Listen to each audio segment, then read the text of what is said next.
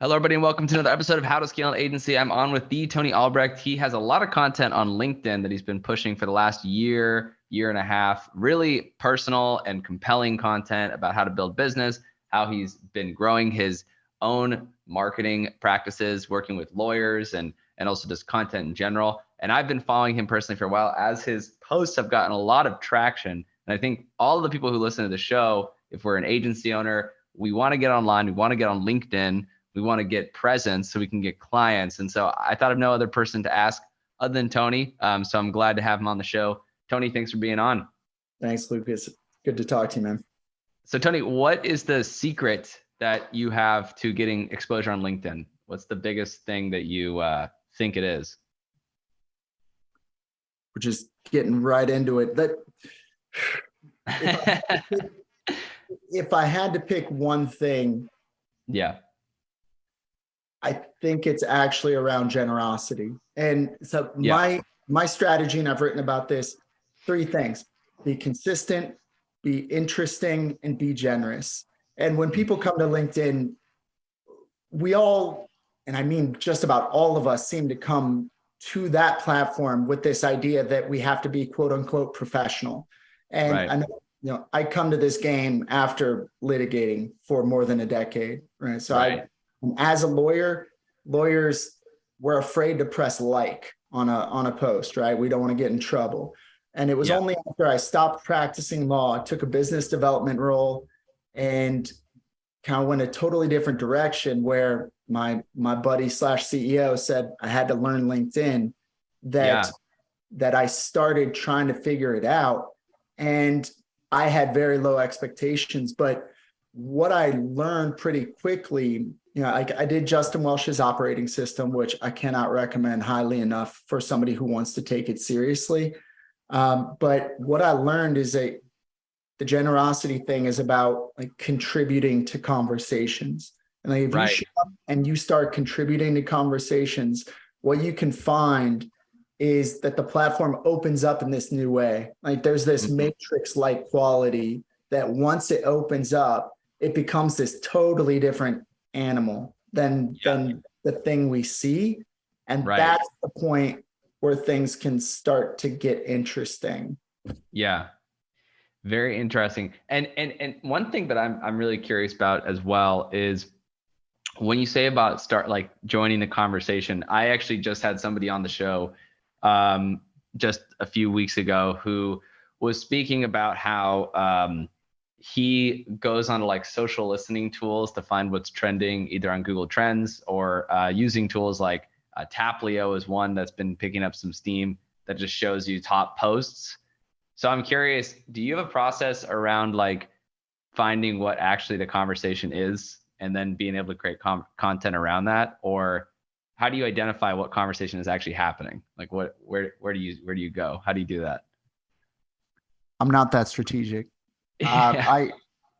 So it's only been in the last 2 months really that I've started building a business where I'm actually using content as a funnel mechanism, right? So like now I'm building a business around helping law firms leverage the platform in a new way. But like before that, I described myself as a dog chasing cars, where my goal with my content was to have it move, like was basically to get engagement, so that I was trying to get in touch with nonprofit leaders. And I used the content as a way to get on their feeds consistently. So when I slid into their DMs asking for a meeting, I was more likely to get it. But my content, when I started, and this goes back to the operating system, I chose the lane of creative process because that was something I had been studying for 6 years. I could talk about it all day long. Right. And it was through talking about creativity that I got connected with a bunch of other people who cared about talking about that. Right. Started to gain traction through basically having a crew of creative, right? And like just optimizing for growth that way, while also adding nonprofit leaders to my network as I went along. And ultimately, like it worked. But like that the being strategic about like what conversations are happening is all well and good. But what I found amazing about LinkedIn, what I didn't realize was that it functions a lot like Twitter in terms of like having corners, that Right. you've got the tech corner, you've got like for legal, there's a legal corner, you've got the recruiters, you've got the copywriters, you've got the B2B agency owners, right? Like Right. they're all these little corners. And so as opposed to it's like, yeah, and instead of like watching trending topics, which frankly, I mean, if you pay attention, they just come, you just see them. Right. For me, it's been more about focusing on what I want to talk about and then having the energy start to collect around that. Yeah. I mean, definitely seems like the number one thing. I mean, I've interviewed probably like 30 different people who produce a lot of content. It definitely is the case that, consistency is the most important of all the things. It's like consistency is the most important. And then there's a mix of people talking about jumping on trends and then other people talking about not jumping on trends. And there's like not a clear answer there. It's kind of like a mixed bag of what the right strategy is after the consistency part. But I feel like consistency for sure is definitely the thing everyone agrees upon is the most important part. Yeah, for sure. I think it goes to your goals to a large degree. Right? But now you're making me think that maybe I need to be tracking that stuff better. Well, it's kind of funny. I mean, I'll tell you what's been on my mind because I'm always trying to like seek the truth out on like these creators and see like what's going on, who's getting the best engagement, like how they're doing it. And I would say like one thing that is kind of emerging as a pattern, which I find fascinating, is that the whole social listening thing is kind of coming across pretty strong just because like I tested it for myself. And some of my more recent posts, what I do is I literally just go to Google Trends. And then I also go to Tapley, and then I go to like some other tools, and I go to like LinkedIn newsfeed. And I'm just like, what are people talking about? And then like, how can I take the thing they're talking about and chime in on it? So like on our podcast, one of our episodes that got a lot of views was how to grow during a recession, because we were able to grow during a recession last year in the mini recession we had. And I just documented that story, and that got a lot of coverage. And I think, now it's so pertinent, it's such a topical thing. Being able to like comment on like the interest rate hikes and things like that. I mean, it is kind of working well. I had a post that did well with ChatGPT because everyone was like obsessed with that. And there still are obsessed right now. But it's like that instantly picked up. And for the most part, most of my other content when I was doing the just post about like agency life thing and like how to scale an agency, it really didn't get as much as I wanted it to. But now it's like really like starting to pick up. Obviously, it's still a journey, but it's starting to pick up. So I feel you. And the way I think about that tension of what do I talk about with content is like when I'm working with clients, I talk about your corner of the internet. And I think I took that from Seth Godin. But the idea being in the digital space, there's an infinite number of corners. The corners are free. Pick the one you want to preach from and own it. And it could be whatever you want. But for you, you're Lucas, the agency owner who helps others scale their businesses, right? Like that can be a corner. But I think we come to the platform on LinkedIn specifically thinking I can only talk about that, right? There's this tunnel vision that I need to be subject matter oriented and show that I'm the expert on this thing. And the bottom line is experts are boring. Like experts are not generally interesting, right? What's interesting are people. So like what I train people on is it is not nearly as much about what you're talking about as it is about showing who it is doing the talking. And so like my stuff, like I'm here with you from my shed in the woods up here in Ontario. And just about every Zoom call I have now, somebody mentions, the shed is I take selfies from the shed. I do posts about having this weird snowmobile shed turned into an office. I'm a kid from St. Louis, so this is like my second winter up in Canada. It's still new. It's still weird. I came Right. in from, we just cut down our Christmas tree from the forest behind our house. Like Wow. yeah. So when I come to the content, like that stuff has nothing to do with Yeah. ghostwriting, with being a lawyer on the platform, with how to write compelling Yeah. content. But what it is me finding things that I'm interested in, right? That I find interesting. And by sharing that, that's, I mean, frankly, it's contagious, right? Like that being interesting, right? So Yeah. And like that's what I lead with all the time. 100%. I think the thread line there between the two ideologies is basically this whole concept of I don't know if you've read his books, but Russell Brunson's book Traffic Secrets, one of my favorites, and he talks about how like when you're on social, you want to post as if it's a party, right? Like you're having a party or you're at a party, and I think that definitely is pretty pertinent because in either example, like if you're talking about a trend or you're talking about your own personal lifestyle, like both those things are subjects you'd have at a party. You wouldn't get up there and start like pitching your business at a party.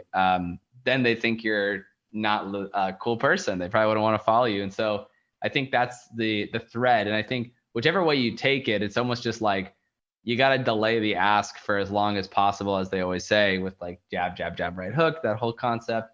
I think you just delay the ask. And so I've seen this even for outreach. When we do outreach to companies, we won't even ask them to come on for a sales call. When I cold call a company or something, or one of my sales reps does, we just lead with some kind of value that just gets them interested, and then the sales part comes later. But you got to get the relationship building at first. And so I feel like you've done a really good job of that, and it's showing in the content. So I appreciate the kind words, and I think that's exactly right. And that's the magic of social. Like that's what we're able to do there, right? Where to be able to go from a cold calling situation to one where you can reach thousands of people a week or a yeah, day, where you're just letting them get to know you a little bit, know who you are, what you like, what you care about.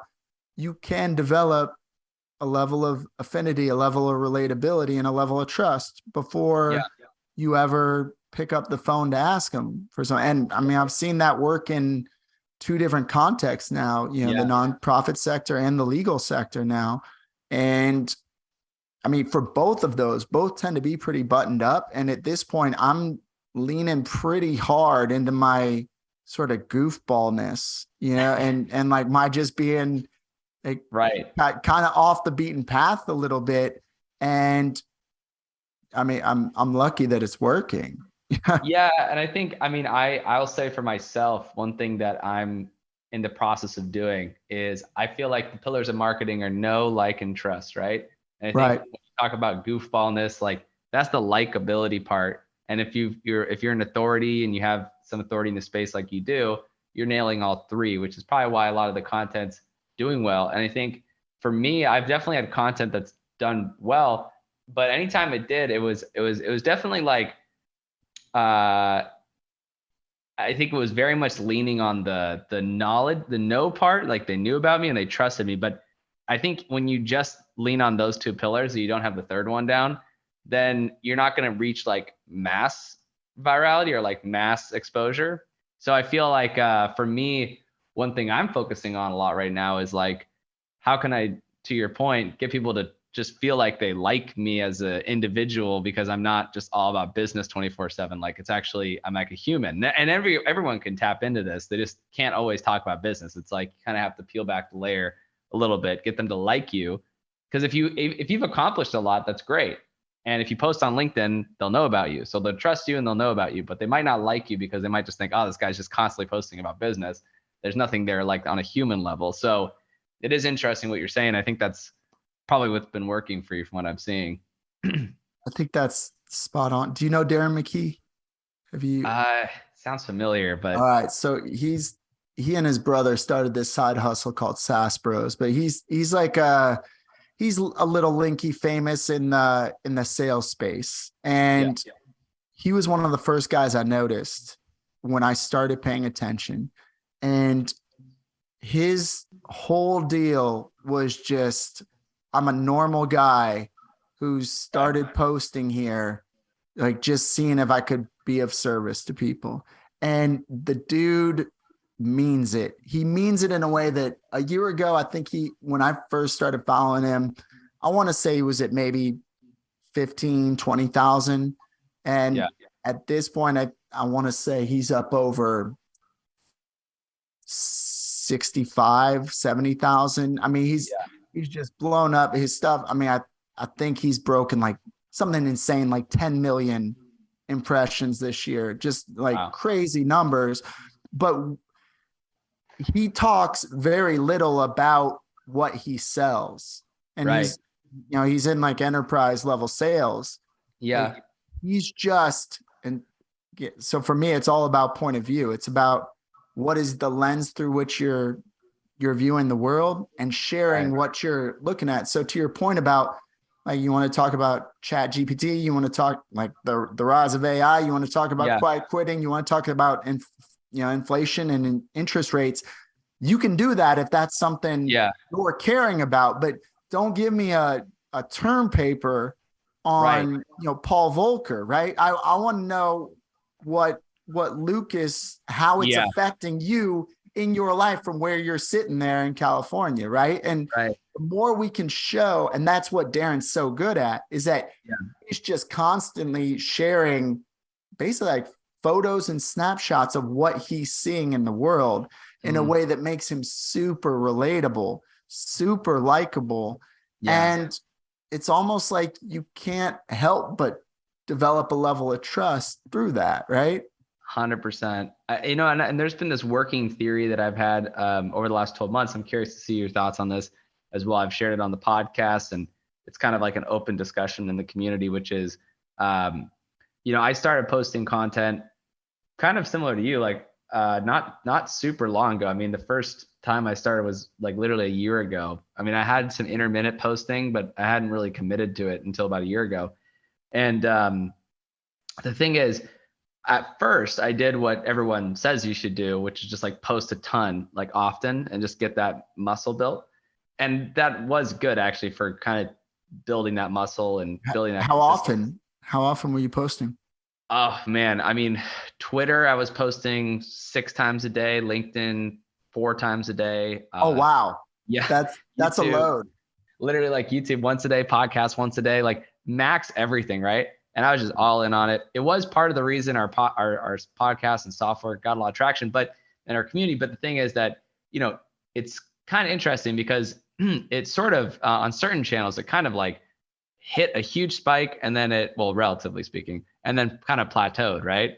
And I think one thing I'm starting to see now is while you do want to have a lot of volume, my thesis, I'm curious if you agree or disagree with this. My thesis right now is you do want to have a lot of volume, but now that I'm a year into it, I'm thinking, okay, volume is very important, but volume in my mind is only important to the point where you can actually produce content that's quality. And I don't mean content that took like, $10,000 to make. I just mean like you actually like thought about it, like it's not just like a random thing you just put up there. Like it's actually you kind of consciously thought through a little bit. You spent like 10 minutes actually coming up with it. It wasn't just like something you shot off the hip, right? There's actually a strategy there. And so like, that's been my take now in this new learning cycle. I'm going to my second year of creating content. That's kind of where I'm thinking, like I'm a lot more conscious about the stuff I put out. Where are you on that? Like, do you still think it's just volume, or do you think it's like you spend a lot of time with each post? Like how do you fit on that spectrum? It's a really good question. And again, my starting point is all about point of view in a way that, like I think I'll probably post about this Christmas tree thing. And that post will take me 4 minutes to write. I've got the photo, and that post I expect that post to break 10,000 impressions on LinkedIn without too much trouble, right? Right. Because it's just delightful, it's Yeah. so it's and like I wasn't thinking about it, but like after that, it's like, okay, yeah, like when once you develop those muscles, you start seeing content everywhere. Yeah. And so I'm really big on developing a system. And at this point, Right. I mean, I don't typically post more than once a day for the most part, but Yeah. I'm like over 300 posts on LinkedIn this year. I'm approaching 3 million impressions. And what's been huge for me is having a system where I'm capturing ideas in real time, right? Like as they go, like I use a Trello board and I rely on it pretty heavily, where some stuff just ends up like the Christmas tree thing isn't going in the Trello board. That's Yeah. just boom, boom, boom, like 4 Yeah. sentences. We're on our way, right? Yeah. But for a lot of it, I do want those things to bake. I want the ideas to bake and get developed over a little bit of time so that Yeah. they come out. Like part of my thing is like I I guess I'm out in the world as a writer. Like I put my Right. first book out this year, and That's amazing. yeah, like I've taken writing very seriously for a long time. And so like for me, there's a level of sharpness and clarity to the prose while Yeah. also keeping it as relatable as I can, as Yeah. accessible as I can. That frankly I think takes time. So Yeah. like I do, to your point, like I'm not in a hurry on a lot of Right. things to do it. I want to like there's a standard that I adhere to make it look like I wasn't trying at all. It's Right. like that sort of thing. And 100%. so when it comes, but ultimately something on my own podcast about LinkedIn, something that keeps coming up, and on that, I basically talk to serious creators for the most part. And something that keeps coming up is the game changed once they started going to multiple times a day. Mm. And like when you do that, you're inherently going to be spending less time on each post, it seems like, for Yeah. most people. Well, actually, what do you mean by that? Did the algorithm shift a little bit? Is that what you It, mean? it looks that way. Yeah. I mean, this was, I think of Augusto Rosso is one guy, Matt Barker is another. Um, I'm blanking on who a third who's been on there who was talking about it, but Salman Muhyiddin, who's another like great. I mean, he's blown up this year just in 9 months. I think he's at about 60,000 in the sales space as well. Wow. But like all those guys talk about things blew up once I started posting more than once a day. Really? Yeah, which cuts, and I was surprised by that actually, but that's the one thing that they all attributed their hyper growth to, that all three of those dudes had blown up. Yeah. And like Wow. but I think to your point, I don't want to do that in a way that I've been resistant to. I haven't made myself do it, but I'm It not definitely sure. is a shift. I mean, when I was doing, yeah, I didn't really have a lot of time to think through things. And That's a crazy amount of content, man, what you were doing. yeah, I was doing a lot. And to be honest, I think I was doing a lot and I was posting a lot, and a lot of stuff was getting a lot of traction. And I think I've just learned that, well, first of all, my guiding thesis and everything right now, throughout my entire business at this point, is just like, I actually do not care about innovation. I only care about efficiency. I spent the last 5 years innovating. And at a certain point, I feel like now the business has gotten to a certain size, I just care about efficiency. I just care about team culture. That's it. Like nothing else matters to me. And I feel that way kind of with content, because for me at least, where it's like I was so obsessed with like fast growth and just like pushing the limits, where that's not really the best strategy, because then you also be prone to all these like flags you can get from the platforms. Like if you do try to push things too fast and you get caught up in that mindset, you start getting your stuff flagged. You might have like some content that maybe you shouldn't have posted or something like that.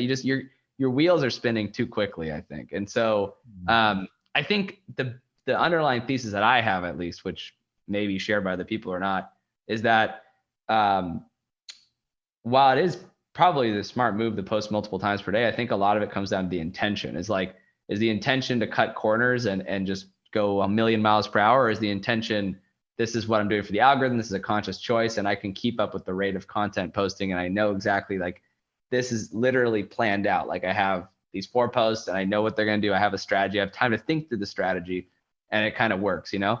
So that's sort of where, like, my mind's been at recently, is just having like that conscious thought behind everything, and just like taking time to just really think through things and not just focus on speed and growth, you know? So I like that. And yeah, I would tend to subscribe more to your approach there. yeah, it's definitely a harder one to subscribe to, because you hear the world telling you that, like, you have to go fast, you have to grow quickly. And it's like, I don't know if that's the right way to do things. So, I mean, well, going back to your first question about my secret, I mean, my real secret when it comes to how I've created as much and kind of developed a pretty tight knit little group, you know, like yeah, a community where, I mean, I just passed 6,000 in my network, so I'm not huge, but it's that I don't care. Like that is actually my secret, is like, I genuinely, like, I find it so amazing that this platform is the way it is, and yeah, I'm making actual friends, and I'm meeting business partners and collaborators. And right, like LinkedIn, just in the last year, I started posting daily in January. It has changed my life, as goofy as that yeah, sounds. But at the end of the day, my happiness does not depend at all on yeah, how a post performs. And like, there are very few people whose opinions I truly care about. right, And it's just you and me here. So I'll say this.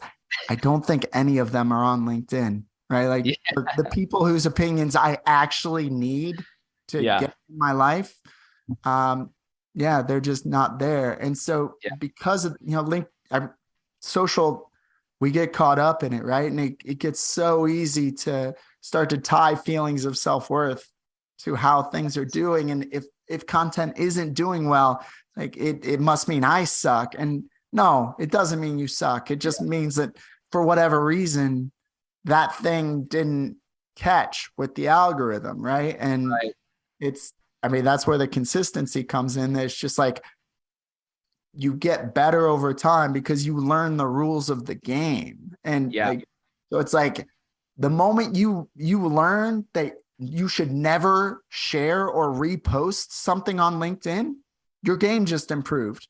Like, yeah, but before you know that, you're like, why don't these posts ever get more than 200 views?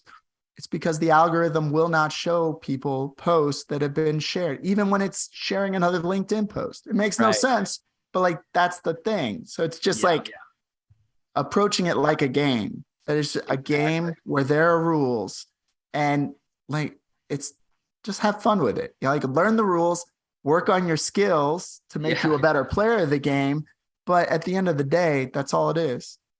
That's really, really insightful. And I think, yeah, most businesses and business owners that I meet who are subscribed to the fast growth mentality, it's like they're addicted to the adrenaline that comes from new things and growth and change. And I think this is what I fell into a lot. And yeah, tying your self-worth to the business is a big one. I definitely had that. And I think that's part of the reason we grew so quickly, because that was my main source of self-worth, I think. And then I learned to decouple myself from that. And then what happened was I got really bored, because I was like, wait, you're telling me that this entire time I knew exactly how to grow. It's just that I caused myself to get distracted by chasing shiny objects. Like, back in 2019, I had the strategy, but and we've grown since then, which is cool. But like, I didn't need to put myself through all that stress. I literally knew back in 2019, like, if I just stuck with the same strategy, I could have gotten the same exact point with literally no difference, just no stress, basically. And that's a huge thing. And I kind of feel like with this podcast too. I mean, I think a lot of people listen to it. It's called How to Scale an Agency. And so when I started the podcast, I was kind of subscribed to that mentality, and I was kind of feeding the monster, I think, of this like group think around just like everything's about fast growth. And now I've kind of like taken a philosophical shift where I think that's the wrong way to grow a business, mainly because when you get in that mindset, you cut corners and you don't think. And then when you actually do have a lot of growth, you care so much about it that you're more prone to making quick decisions that can tank that growth, as opposed to if you don't care and you're just doing it for other reasons, it'll probably just keep growing and you won't feel stressed about it. You won't feel like you're going to lose it because you never cared about getting it to begin with. It was just something that happened, you know? And so, yeah, anyways, that's my rant. But no, I appreciate that. And do you see that feeling that you had, that pressure to grow in that way, was that a product of kind of this Silicon Valley thinking around unicorns and around 100xing and like, I mean, you're not a tech company, right? But you're like that mentality is so pervasive. Is that what that was? Well, we ended up getting into software. And so part of the growth we had was around the software we have. But I think a lot of that was like, it was sort of this culmination of 5 years of like, starting off my entrepreneurial journey, reading the book Elon Musk, like the biography of Elon Musk. And I was like, I like that one a lot. Yeah, this is before he was saying all this crazy stuff. But like, he was just a really smart entrepreneur that everyone wanted to be like. And it's funny because I remember that shift happened where in the entrepreneurial community, there was like everyone saying they wanted to be like Elon Musk. They want to be like Elon Musk. And that kind of shifted a lot. But the thing is that, I read that book and I was like, well, he, at 28, he was like worth like $30 million. I have to be worth $30 million by the time I'm 28 if I want to make a big impact on the world. And so it's like getting caught up in that, going like a million miles an hour. I think the thing was, and this is where a lot of people get confused, I think, is they think it's a decision of I need to work less or I need to work more. And that's not actually the dichotomy. I think that's kind of a false dichotomy. I think it's like, where do you derive your self-worth from? Because the reason a lot of people work a lot of hours when they're addicted to work is because they derive their self-worth from that. But if you don't derive your self-worth from it, if you think of it as play, almost like a fun thing to do, and you don't really care what the outcome is, then you'll love the process.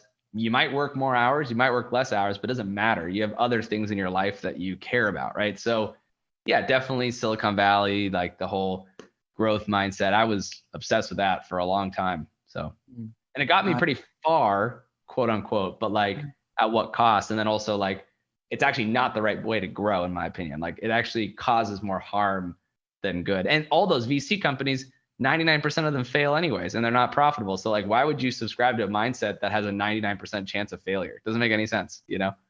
Well, I was listening. It was an episode of the My First Million guys. You know that pod? Yeah. But they were talking about that in the VC game. You can do that deal for 15 years before anybody figures out you suck at it. You know, that business model, you're actually able to keep it going for a while. But I appreciate what you're saying about the deriving your self-worth from the work. As a lawyer, that's been something I've had to really reckon with, where I knew I didn't want to be a lawyer anymore. I never should have gone to law school in the first place. Actually, I should have started companies from the time I was 19 years old, but I was afraid. So I went to law school. I took the safe route. And then even like, once I was like, I don't want to be a lawyer anymore, I want to get out, there was still a real challenge around, if I'm not a lawyer, who am I? It was an interesting thing, but yeah, I feel you on that. I mean, all humans, I feel, are trying to either go towards comfort or away from discomfort, but they really suck at being in the middle. Like that's the thing I've realized in the last few quarters is like the feeling of doing nothing is actually a much scarier place to be in mentally, because you're like, I am content. And when you're content, it's like you have all these instincts kicking in saying like, you either need to be doing more or doing less. And it's hard to be just content with yourself. And that's like a big problem, I think. Like you got to be okay with being bored and being okay with your thoughts. Like you can't just like be obsessing over artificial things. Like you have to be present. So that's my take, but I appreciate yours as well. It's like really an interesting conversation. No, I think that's spot on. I've got another project called The Wilds in the Woods around healthy masculinity, and started with a couple dudes, and the framework we're thinking about that in is that it's just all about the hero's journey over and over and over again, where you're starting from comfort, you're starting from familiarity, you're stepping over a threshold into the place where growth happens and beyond our comfort zones. You're doing what's out there, you're learning something, and then you come back, you're comfortable, you're back in the familiar, you're integrating what you learned, but understand that you're not staying there, right? It's just until the next time we step out, and we can do that in all different areas of our life and in different things we want to be learning, building, doing, making, right? But yeah, that's the comfort zone is a dangerous thing over time. I totally agree. Agree. And that's definitely going to be an important project you're working on because, and I think to my audience even as well, because there's a lot of it disproportionately. I know Spotify gives you like the gender graphs. It's almost entirely guys. Like I don't know why. I mean, it's like I'm trying to not have it be entirely dudes, but it's like 85% men. So it's just like that's just who listens to the stuff, I guess. But it is important because a lot of the influencers in the space are very toxic, like around masculinity and things like that. It's pretty scary. But anyways, man, I'm really appreciative for you being on the show. Thank you for being on. It's been a great conversation, and I'm glad we talked about things that were maybe outside of business as well, because I rarely do on this show, and I think a lot of people need to hear it. So I appreciate it. And do you have anything that people can do to take up following you or working with you or anything like that? Yeah, I mean, you can learn a little bit more about me at tonyalbrecht.me, but the main place to find me is LinkedIn.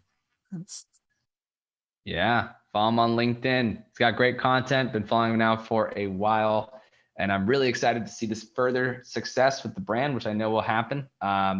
And as you get, your podcast going, it's going to be really exciting seeing where that goes. So thank you for being on the show. And for everybody listening, Tony is on LinkedIn. You can follow him there. You can message him and connect with him and just follow his story as he grows on the platform and continues putting out great content. So thank you so much for being on the show, man. I appreciate it.